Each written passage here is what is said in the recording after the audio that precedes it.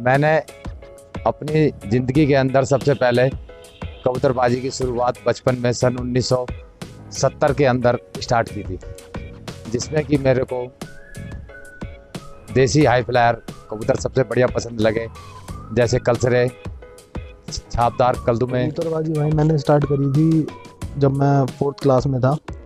तो भाई 2 कबूतर मुझे मिल गए थे। मैं ट्यूशन से आ रहा था एक दिन, तो एक कबूतरी मेरे को भाई रास्ते में मिल गई, काली कबूतरी।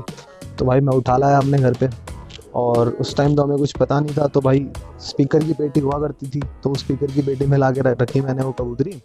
और उसके बाद भाई किसी को पता चला कि भाई किसी ने बताया कि भाई वो कबूतरी वो बंदा उठा ले गया है। तो जिस कबूतरबाज की थी वो उसको पता चल गया कि मैं लेकर गया था, तो वो मेरे घर आ गया। तो भाई मैंने वो कबूतरी, उसने बोला कि ऐसी ऐसी मेरी कबूतरी थी, आपको रोड पे मिली थी। मैंने कहा हाँ भाई मिली थी। तो उस बंदे ने कहा कि यह मेरी कबूतरी है, ऐसे ऐसे उसके पैर में छल्ला है, ये रंग है, ये आँख है। तो मैंने कहा अच्छा भैया ठीक है ले जाओ। तो जैसे ही मैंने उसे वो कबूतरी दी, तो उसके बाद उस भाई ने भाई मुझे कहा कि आप मेरे साथ घर चलो। तो भाई ज़िंदगी में फर्स्ट टाइम जब मैं एक कबूतरबाज की छत पे गया था, तो उस भाई ने मुझे उस कबूतरी को देने के बदले में, उसकी वो बहुत कीमती कबूतरी थी। उस टाइम तो मुझे नस्लों का नहीं पता था, पर आज पता है कि भाई वो काली मद्रासनी थी वो भी। तो वो कबूतरी दी, तो उन्होंने भाई मुझे उसके बदले में 2 पट्ठे दिए थे कि आप ये रख लो अगर आपको पालने हैं तो। तो भाई वहाँ से मेरा शौक़ स्टार्ट हुआ था। 4th क्लास में था मैं, और मेरी उम्र रही होगी भाई कोई 7-8 साल, 8-10 साल की रही होगी भाई उम्र। तो आज भाई 25 साल की उम्र हो गई अपनी। तो भाई 15-16 साल से ये शौक़ मेरे साथ अभी तक चलता आ रहा है। और भाई उसके बाद धीरे धीरे शौक़ शुरू हुआ कबूतरबाजी के बारे में जाना। और उसके बाद आज जब थोड़ा बहुत हमको नॉलेज आ गई है, तो भाई हमको भाई पसंद है पंजाबी और मद्रासी कबूतर। और भाई कबूतरबाजी का जो, मैं आपको हिस्ट्री अगर हम थोड़े पीछे जाएं, तो भाई कबूतरबाजी का जो शौक़ शुरुआत हुई थी जो शौक़ की भाई, वो 1914 से 1918 वर्ल्ड वॉर फर्स्ट के बीच में जो पीक पर आई थी भाई। लोग बागों ने समझने लगे थे कि ये भी एक शौक़ है, और लोग बाग पालते थे। और पुराने ज़माने में जैसे आपने देखा होगा चिट्ठियाँ भी भेजते थे इनके द्वारा।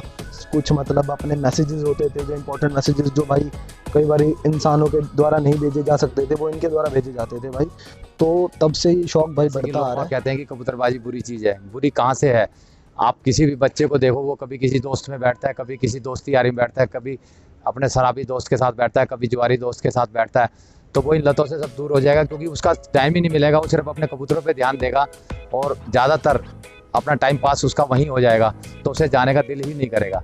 तो वो इन ऐबों से अपने आप बचा रहेगा। या आप अपनी सोच को बदल के देखो, आपको अपने आप ही महसूस हो जाएगा। कबूतरबाजी कोई बुरी चीज़ नहीं है, ये सब आदमी की अपनी सोच है। जो आदमी अपने काम को छोड़ करके और सिर्फ कबूतरबाजी पे ही ध्यान देगा, तो वो अपने घर के बच्चों के लिए और अपने लिए क्या करेगा?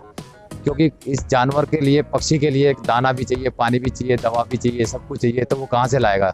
तो इसलिए वो कबूतरबाजी को बुरा मानते हैं। और दूसरी बात, जो लोग कहते हैं कि अपशगुन है, अपशगुन तो अपने आप ही माना जाएगा जब वो कमाएगा नहीं और कहीं से भी कुछ लाएगा नहीं, और सिर्फ कबूतरबाजी पे ध्यान देगा। तो उसके बच्चे और ये सब लोग यही कहेंगे कि अपशगुन है, क्योंकि ना काम कर कबूतरों पे ही ध्यान देता है। कबूतरबाजी से बढ़िया टाइम पास करने की कोई चीज़ नहीं है, क्योंकि ये ज़िंदगी का एक ऐसा वो है, ना आपको किसी के पास जाने की जरूरत है, ना किसी के पास। वो अपना टाइम पास करना है, अपनी छत पे बैठिए और अपने आराम से अपना टाइम पास। बहुत लोगों ने ये भी सुना होगा, और कुछ लोग नहीं जानते, तो उनको मैं बता देता हूँ। जो भाई हमारे फेमस बॉक्सर माइक टाइसन है, जो वर्ल्ड चैम्पियन रह चुके हैं भाई, उनको भी भाई कबूतरबाजी का बहुत शौक़ था। और उनकी मैंने एक बार हिस्ट्री पढ़ी थी थोड़ी सी, तो उन्होंने ये बात बोली थी कि कबूतरबाजी मतलब मेरे को हर दुनिया से, जब मैं अपनी रिंग से बाहर निकलता हूँ और सारे दुनिया के जो दुख सुख हैं उनसे हट के जब मैं छत पर अपने आता हूँ और कबूतरों के पास बैठता हूँ, तो मुझे वहाँ असली सुकून मिलता है। तो यही है भाई, जब आप अपनी छत पर अगर बैठते हो, तो भाई आपको एक्चुअल में जो सुकून होता है ना भाई, वो एक कबूतरबाजी जान सकता है कि वो सुकून क्या हो। बढ़ावा दे शौक़ के अंदर सबसे पहले आप अपनी प्यार मोहब्बत किसी भी पक्षी के पीछे या कबूतर के पीछे आपस में बिगाड़े ना, क्योंकि पक्षी एक ऐसी चीज़ है, ये तो चला जाएगा, मगर इंसान से बिगड़ गया तो इंसान दोबारा नहीं मिलेगा आपको। और जितना आप किसी से प्यार करेंगे, वो आपके पास आएगा, आप भी उसके पास जाओगे, बैठोगे, उठोगे, राम राम रहेगी। तो कभी भी आप किसी से भी इस चीज़ के पीछे कभी वो ना करा करें। कबूतर एक ऐसी चीज़ है कि किसी का आपने किसी का पकड़ा है, उसको फ़ौरन फ़ोन करो और उसको बोलो भाई तेरा कबूतर मेरे पास है, आ जा और ले जा। उसमें एक तो आपकी इज्जत बनी रहेगी, दूसरा आपस में आपका प्यार बना रहेगा, आप एक दूसरे को बुरे नहीं कहोगे। और जितना भी आप आपसी मेलजोल बना के रखोगे और आपस में अपना वो करोगे, उतना ही आपके लिए फ़ायदेमंद है। और सेकंड बात, आप अपने इलाके के अंदर हर साल 1-2 टूर्नामेंट करा लिया करें, जिससे क्या है कि दूसरों को भी मौका मिले, बच्चों को भी हौसला मिले, ताकि वो अपने हौसला के लिए तैयार रहें कि भी हाँ हम भी इतना उड़ा सकते हैं या नहीं, या हमारे पास अच्छे नहीं है तो हम अच्छे कहें अपने भाइयों को, बड़ों को कि भाई हमें भी अच्छे दिलाओ, ताकि हम अच्छे कबूतर उड़ा सकें, ताकि सामने वाले को भी अपनी हिम्मत मिले। और उससे आपको साथ वाले को प्रोत्साहन दोगे तो वो खुशी खुशी आपके पास आएगा। अगर आप उसके साथ दगाबाजी करोगे तो वो कभी भी आपके पास नहीं आएगा। जाते हैं भाई शौक के अंदर हम एंटर करते हैं कि भाई क्या क्या इनमें ज़रूरी होता है करने के लिए।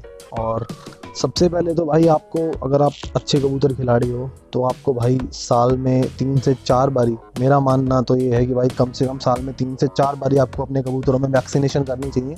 हर 3-4 महीने में 1-2 बार वैक्सीन कर देनी चाहिए। वैक्सीन भाई कई तरीके की आती हैं, जैसे इंडिया में तो ज़्यादातर लसोटा चलती है, रानीखेत, और टाइलोपिन भी है एक, ठीक है। तो भाई वैक्सीन तो बहुत सारी आती हैं, बट इंडिया में जो फेमस है भाई वो लसोटा ही है। और लसोटा वैक्सीन आपको 4 महीने में अपने कबूतरों के अंदर एक बारी कर देनी चाहिए।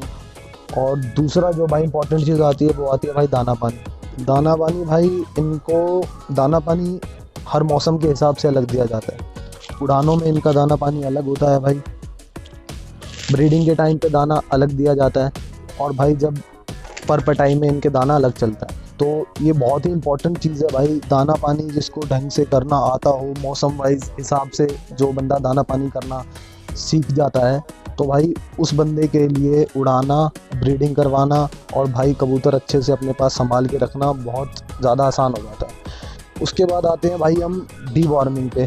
डीवॉर्मिंग भाई कबूतरों में बहुत ज़रूरी है, क्योंकि जब तक हम कबूतरों में डीवॉर्मिंग नहीं करेंगे तो भाई जो कबूतरों को हम चाहे जितना मर्जी काजू बादाम दाना, मोटा दाना, महंगा दाना, जो मर्जी खिला ले, वो सीधा कीड़ों के पेट में जाएगा, कबूतरों के पेट में नहीं जाएगा।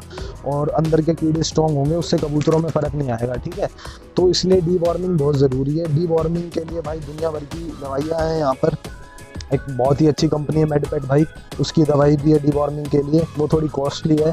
उसके जो ऑल्टरनेट्स हैं बहुत सारे हैं भाई, आगे जाके हम आपको वीडियो में दिखा देंगे कि भाई कौन कौन सी दवाइयाँ होती है डीवॉर्मिंग में जो इंपॉर्टेंट होती है। उसके बाद भाई नेक्स्ट पॉइंट आता है कि हम शौक़ को कैसे बढ़ावा दे सकते हैं। तो भाई शौक़ को बढ़ावा देने के लिए मेरी नज़र में तो यही है कि आप सबसे पहले तो अच्छे कबूतर रखें, अच्छा ज्ञान लें, अच्छे लोग जो कबूतर अच्छे खिलाड़ी हैं उनमें बैठें।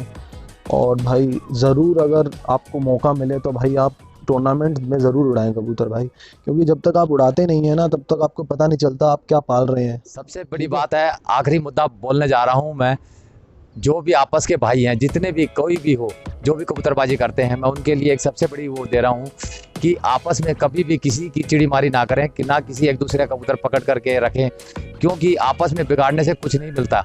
और सेकंड बात, आपने मान लो सपोज करो किसी का कबूतर पकड़ भी लिया, और वो कबूतर सपोज करो अगर उसके यहाँ बीमार था या बीमारियों में से कबूतर में से उठ के आ गया और आपके यहाँ ने रख लिया, तो आपके भी कबूतर सारे जाया हो जाएंगे और उसमें आपका भी नुकसान होगा। प्लस पॉइंट आपके लिए एक ये है कि आप किसी का भी कबूतर अगर आपके पास आ जाता है तो फ़ौरन उसको फ़ोन कीजिए, नहीं जानते तो किसी से कहलवा दीजिए कि भाई तेरा ऐसे ऐसे कोई किसी का कबूतर भागा है तो वो प्लीज़ आकर के ले जाएं या उसको छुड़वा दें। एक तो आपका प्यार बना रहेगा, सेकंड चिड़ीमारी में कुछ नहीं रखा है, आपस में बिगाड़ोगे, आपस में एक सिर्फ पक्षी के पीछे, कबूतर के पीछे बिगाड़ोगे, कुछ नहीं मिलेगा आपको ज़िंदगी के अंदर।